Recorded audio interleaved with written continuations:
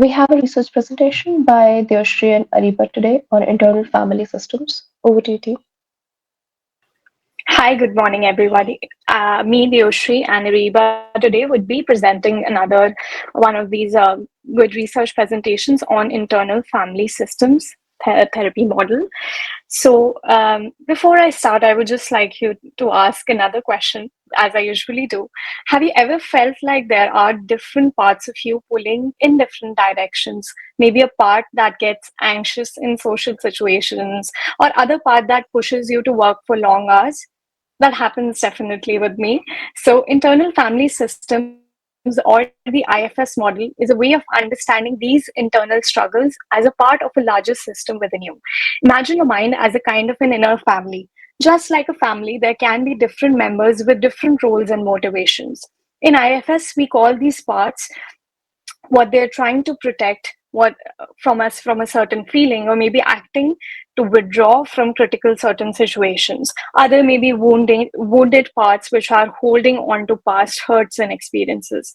And underneath it all is a core self, a place of calmness, wisdom, and compassion. So the goal of this therapy isn't to get rid of any of these parts, but to help them all work together more harmoniously. We want to understand the positive intentions behind each part's action, even if the way they act causes us problems sometimes. By strengthening ourselves, we can always become the leader of this inner family, guiding parts and creating a more peaceful internal world. So, if this resonates with you, we can further explore this IFS model, and hopefully, it comes to bring you some sort of level of powerful approach to healing and creating a more fulfilling experience towards therapy. So, just the introduction that I would like to give about IFS, that it's an evidence-based psychotherapy model developed in 1980s by Richard Schwartz. It falls under the umbrella of integrative approaches, meaning it draws from various psychological theories, which you'll hear as I eventually explain, by the way, that some of these parts really resonate with the therapies you've heard before. And if not, let's explore it together. So here's the breakdown of the core tenets. It talks about multiplicity of mind. So IFF posits that there is a psyche that is not unified as a whole, but rather systems of interconnected subpersonality called parts. Now, this must resonate with everybody who is a psychodynamic enthusiast. So that's definitely a reference. These parts act like family members and have their own roles. Some can be like managers, have controlling behaviors. Other can be like firefighters, reacting impulsively to emotions, trying to dissolve the fire that has ignited through the situational interaction. Then they have their own agendas. Each part strives to meet an underlying need, and its actions can be productive or counterproductive. That levels up to the management that we posit, and which creates also eventual affects, which meaning experience of certain situations creates emotions and sensations in our subsystem parts.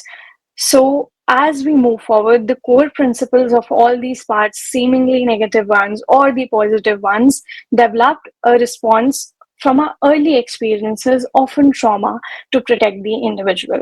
For instance, a critical part might have formed a shield for a person to further eliminate the emotional pain they might be suffering through in childhood. These are usually the one that we term as the internal parts. Now, self is the core.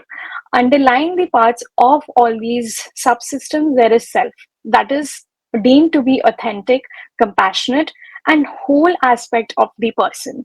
The therapeutic goal of this therapy is usually to strengthen the self's leadership, allowing it to connect with and manage the parts effectively. This fosters internal harmony and reduces the psychological distress, much like a head of the family who is very compassionate and nice, trying to manage all the parts together, even if the parts might not be ideal. But that's not the goal of the self. Self sees everybody for what they are and tries to harmonize the complete family. So techniques that usually IFS utilizes achieves at trying to access or gain awareness or understanding, develop compassion or self-compassion that we usually say in psychology therapy terms, to even out the burdensome problems problems that are created throughout the internal systems, unburden the quote unquote exiles from the past, and strengthen the self's leadership. Overall, it offers a framework of understanding internal conflicts, promoting a more integrated, peaceful inner world. So, as we move forward, we will see these core principles often being talked about in IFS model. And I'll just go over where it usually came from. While these 8 core principles are quite self-explanatory, I'll try to make it in a way how Schwartz saw it when he was coming up with IFS system of model itself. So Schwartz noticed a pattern in his clients. They would describe an internal experience of having different parts, and when these parts were approached with curiosity and compassion rather than judgment in presence of the professional, they would begin to heal and move towards a healthier state. This healthier state, Schwartz called the self, embodied certain qualities. These qualities were the breakdown of the 8 C's that became his eventual core principles of the therapy. The self is somewhat like a queen or a king, if you want to visualize it like that: calm, unflappable, and even in crisis, curious, always wants to know, and is not judgmental, of course, trying to see things clearly in the way they truly are. Because if you want to move towards any sort of awareness, there needs to be a lack of judgment and lack of lying to yourself and being as clear as possible. So the key to a peaceful kingdom lies in these 8 C's.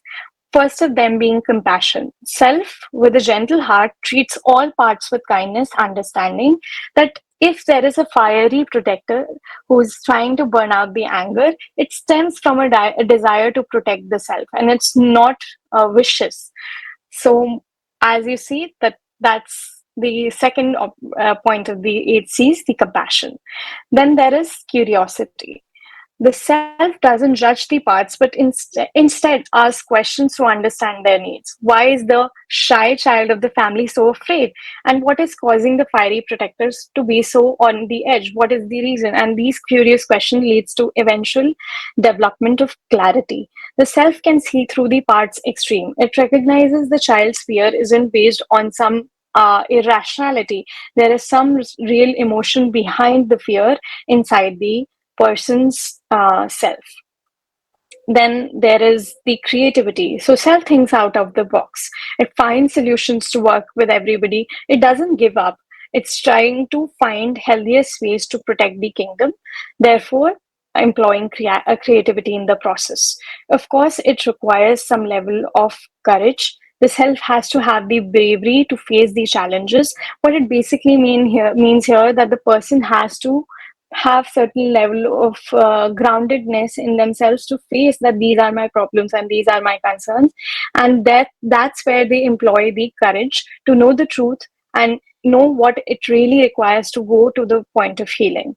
Then there is a level of confidence. The self trusts its own wisdom, knowing it can lead the kingdom and lead it to a better place. Doesn't get swayed by the parts with anxieties and negative self beliefs. It knows that they exist in the kingdom, but it uses the higher level of self judgment to eventually move forward with a level of another C, connectedness, fosters a sense of unity amongst parts. There is not one part that's leading the team. It's everybody working together. So if there is a protector, then the protector has to come forward for the anxious child. Or maybe if the anxious child is very well prepared, it can come towards for the protector to just balance out each other's weaknesses. Then at the end, it definitely requires calmness, no matter the storm the parts bring during the part or process of therapy or integration. The self remains steady in the presence, a source of peace that helps everybody to weather through difficulties and storms. So I think this was how I could have summarized all the C's that were seen as an important core principle, which will eventually be used when we talk about self and leadership while talking about IFS. So these are the systems that we keep talking about in the internal family, quote unquote, systems. If you see the picture, you can see that self is at the core. Meanwhile, other parts like managers, firefighters, these are just labels given by Schwartz to the parts. There could be different parts that can come into play. That just depends on the creativity of the therapist and the person and individual themselves. So, as you see, the self lies in the center, and once all these parts are managed in a proper format, the self is uncovered. So, if you want to see and understand one of these major components that are used, the managers is one of the most often talked about parts in the internal family system. The function, of course, as the name suggests, is of trying to keep us safe and in control. I think this is another reference to what I'll say of psychodynamic theories, where it draws its in theoretical format from. So these parts try to keep us safe, even if they go haywire sometimes. They are here to protect us. One of these parts and its functions could be the critical controllers, ruthlessly judging ourselves and others to feel secure in a situation, not to be in connect of realities and keep the person safe, is where it goes haywire. Then there could be perfectionists setting impossibly high standards to avoid failure or avoid the perceived failure. That if they don't accomplish these standards, they're as good as useless. Then there are planners. Sometimes this planning goes way ahead and it's properly managed in trying to safeguard and control the environment. But if it becomes over planning and micromanagement, it leads to feelings of anxieties in the person, and doesn't help preventing the negative outcomes, but does create this sort of environment of anxiety around the person. Then there are the firefighters, or the emotional parts of the person or their internal systems. These parts react emotionally to situation often triggered by past experiences, and these showcased emotions are usually anger, expressing rage to protect from perceived threats, then shaming, putting ourselves down to avoid external shaming. So put yourself so down that even if somebody says something that you find shameful or embarrassing, you already have said it to yourself. That kind of is sort of a safeguard that firefighter personality uses. Then there is isolation, emotionally withdrawing from everything and everyone to avoid further hurt. So there might be expectations that weren't met, but eventually what happens, the person starts to, if they are leaning on this side of the firefighters, completely withdraw from society eventually. Then the exiles, I think one of the most important parts of the subsystems that are worked on internal family model is usually the exiles. So the function of these parts is to hold deep pain, trauma, or unmet needs from the past, which are often vulnerable, carrying immense emotional burdens, detached, disconnected from present moment due to past experiences, and hopeless, feeling unable to cope. Of course, like I said, there could be other sub-personalities in IFS, as distinct as possible. And the burdens and needs are often the most talked about concepts in the system in itself. Uncovering and balancing out all these parts leads to a level of self-discovery. Okay, so moving on. Um, like I said, dealing with trauma was one of the main tenets while researching for the IFS. So the approach for healing was focusing on the exiled parts, like I mentioned before. These parts of the internal system hold on to intense emotions, unprocessed memories. They are often from our young experiences, vulnerable aspects of ourselves, and become suddenly overwhelmed by a traumatic experience when struck in state of fear, shame, anger, whatever that the trigger might be. So the therapist here works to access and heal these parts by building a safe space which creates a supportive environment for a client to explore the inner landscape. So the therapist guides the client to connect these inner systems within their selves that represents with the core principles that we talked about, acts as a stable and healthy place for expression of the hurt that the exiled parts faced. Now, identification of these parts is the most difficult aspects, I'll say, which therapist, acknowledgement is needed and their expertise is needed. By using various techniques, they help bring out these parts involving techniques like noticing body sensations, the emotional outbursts that suddenly drive in through the session, negative self belief that are talked about. So this could be another thing that has been taken from the cognitive behavior aspect, and this arises when discussing about past traumas in a safe space.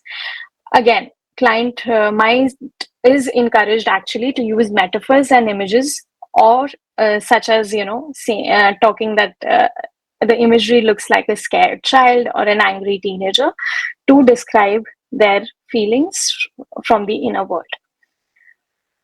Again, through this compassionate connection, the therapist helps express this pain and can involve imagery, journaling, creative expression, or role playing exercises to guide the client from position of self to offer comfort and safety, even if the therapist is not present in the process. So integration and moving forward is the key here.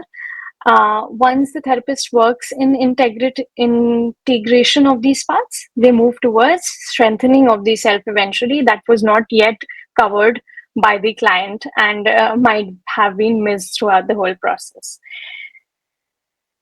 So I think that is another main shift that is dealt with when working with internal family systems therapy. Now, another posit that is very important, and like I said, is the core of the whole therapy, is finding the self and strengthening it. Like the cycle here shows how it works is when you start feeling safe, which happens after all these steps that we've taken so far in understanding. Once the therapist has gone through all these steps, the person starts somewhere feeling a level of sanity and safety within themselves, are able to access the self, which eventually leads to the parts and healing, and recognizes that there is no danger in expression. The cycle continues.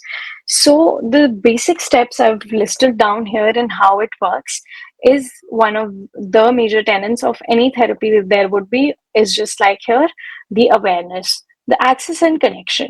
Techniques like observing your thoughts, emotions without judgment help you access the self, a calm centered state of being that is a given in IFS model, that the self is a calm centered being and we need to reach that point.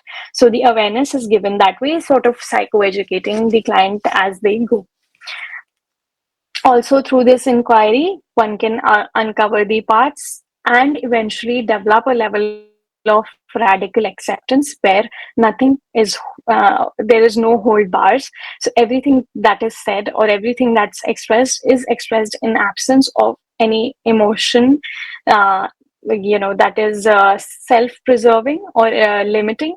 Without the access of these emotions, the person accepts what is coming through them through the process of journaling or intervention techniques. And all these, wounds and expressions are either released or addressed, freeing them from the parts and connecting to the self, trying to align everything together. So when the dialogue happens eventually, the dialogue is through role playing in between these family systems. So something fun that I was researching about how these dialogues are created. So the therapist encourages the client to bring about these parts that I mentioned, maybe managers and the firefighters and the scared child or the exile parts together in one place mentally, and trying to have a roundtable discussion with them in a format that you would in a probably a family setup. And when the dialogue is encouraged, of course, the therapist is acting as a moderator in between, trying to eliminate judgment, eliminate any redundant messaging, and rather have all the parts talk to each other and bring out the common theme of the facet. Again, employing all the 8 C's to manage all the curiosities or the burdens that are coming up in just to cultivate these qualities eventually, submerging all of that into the greater wisdom or effectiveness that is called self. Also, the fifth and most important part is that the therapist tries to create is support in the process. So, how we usually see in therapies is support is one of the first tenets, but in IFS, usually the support is recognized or visualized eventually, because therapy is somewhere here moving from internal to external. So, once you're internally challenged and balanced, you look for support outside and creating that space. IFS usually uses visualization technique called parts party, which is involving happy gatheration of all the past, facilitating communication, understanding the inner harmony, and taking a prominent role in actually living that harmony and appreciating that all these parts are here to protect you. Another term, menatonia, that refers to the shift in perspective from being identifying with a part to becoming a greater self. So this is definitely a gestalt technique. If anybody is interested in that, they will catch on to it. Is looking from parts to a greater whole. So I think IFS works pretty much like that. Techniques are involved in witnessing small parts or small pieces, and eventually accessing greater perspective and higher self wisdom. So, with a strong self at helm, the inner city thrives and the part can cooperate using their unique strengths without getting in each other's way. So, you as a whole system is working with greater harmony and well being. Now, I'll pass on to Ariba, who can let us know more about it. Thank you, Deoshree. Can we go on to the next slide? Yeah. So IFS can be used with a lot of cases. Let's talk about anxiety and depression. So I'll just go to the case study directly and let's just discuss that. So Sarah is a 32-year-old woman who has been struggling with anxiety and depression for several years. She experiences frequent panic attacks, intrusive thoughts, and feelings of worthlessness. Despite seeking traditional therapy and medication, Sarah has found little relief from her symptoms. So her therapist decides to introduce IFS and explains the various psyche, the parts to it, and how each part has its own unique characteristics and motivation. So together they embark on a journey to explore the internal landscape that Sarah has. Step one is identifying parts. Devshri has very well already explains what techniques you can use, how metaphors are used in identifying the parts, and how it is slightly tricky. So let's say that through guided introspection and visualization technique, Sarah begins to identify several parts, right? She recognizes the anxious part, the part that is always critical about the future, what's going to happen. There is a critical part that always berates her for her perceived failures, and an exiled part that holds a deep seated feeling of shame and inadequacy from the past traumas. Next slide, Devshri. Okay, so we decide. Then you start working with the exile parts, where the therapist focuses on healing the exile parts. What are the core wounds that might be contributing to panic attacks, anxiety, and depression? Using techniques, somatic experience in therapy, a mixture of a lot of things can help relieve and sort of form a harmony with those exile parts. Once that is addressed, the next step is engaging with the protectors, identifying how certain mechanism might have emerged in order to defend and protect herself, which might be helpful and not helpful depending upon her life situation, right? If there are certain mechanisms that are leading her to in a maladjusted manner, pushing her towards functioning like disrupting her functioning in a society. So therefore you start working on that and healing that. Once that is done, you start working towards this cultivating self leadership, the idea that the inner wisdom lies in a person and they have the compassion and the curiosity to figure that out. So with that assumption, you start working and teach them resilience. Through that, the last step is integrating and healing all the parts together, how they should talk about that little party that happens, the roundtable conference. So that's mostly it. They should the next part. So I won't be taking another case history here, but instead the same mechanism is used when IFS is used for relationship issues. So IFS can improve relationships. It can basically help identify parts of our own self and our partners or other people around us, and then we can together start working building a healthier relationship with them. So steps are the same: identifying parts, then working with the exile parts, engaging with the protectors, justifying, validating them, then cultivating a self leadership model which is of resilience and wisdom and the inner voice and everything, and lastly integrating all everything together and work towards healing. Next slide, Devshri. Okay, so IFS also has application in a lot of different areas in life apart from anxiety issues, depression, relationship issues, right? So it can also help improve communication, manage stress, and foster self-compassion in everyday situation. So there's a small case study that I've taken just to explain how one can benefit from it. So John and Emily have been married for 10 years and they've recently been experiencing frequent conflicts and misunderstandings. They struggle to communicate effectively and often find themselves getting defensive or shutting down during conversations about important issues. So, when we start to apply IFS principles, it is important to understand parts. So, John and Emily begin by exploring the concept of parts within themselves. They recognize that during conflicts, there are certain parts that become active, right? So John's critical part and Emily's defensive part, and they realize how they work together in conflict with each other. Next slide, Devshri. Yeah. So once done, you need to recognize the protectors. So John and Emily learn to identify the protectors that emerge during conflicts to shield them from emotional pain. For example, John's critical part may act as a protector by blaming Emily for issues, while Emily's defensive part may protect her from feeling vulnerable by shutting down or becoming dismissive. Then, when you start accessing this self leadership model, with the guidance of their therapist, Emily and John practice accessing their core selves. So during these moments of tension and conflict, so they learn to cultivate self-compassion and curiosity, allowing them to approach conversations with openness and understanding rather than defensiveness and criticism. Then creating internal harmonies about working and fostering cooperation among these internal parts to promote a harmonious communication.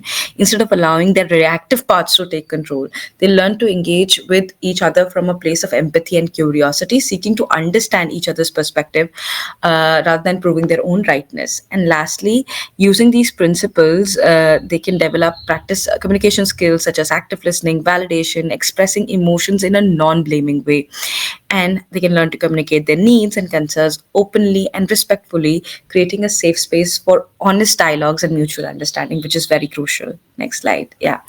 And something lastly that is very important and one should keep in mind that how IFS is an ongoing process, right? A lot of progress can be made, but it is important to keep in mind that with therapy also it takes time in healing and the growth that comes with IFS, and it requires consistent efforts. That is very crucial. It requires little and little by stacking. You learn to negotiate with these parts, understand them, and then move on in life. I guess that's mostly it. Last slide, Deshri. Thank you, everybody. Do you have any questions for us? Thank you, team, for a detailed presentation. I hope this is useful. If anyone has any question, you may ask now. If not, we will move towards the feedback. Mansi, any questions, any feedback from you? All right, Nilakshi. Hello everyone. I think it was a very interesting and comprehensive presentation, and the case scenarios really helped me understand all of it better. So, thank you.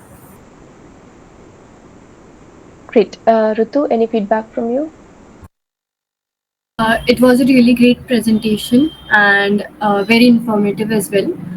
That's all from my side. All right, Shikhar Sharma, any questions, any feedback?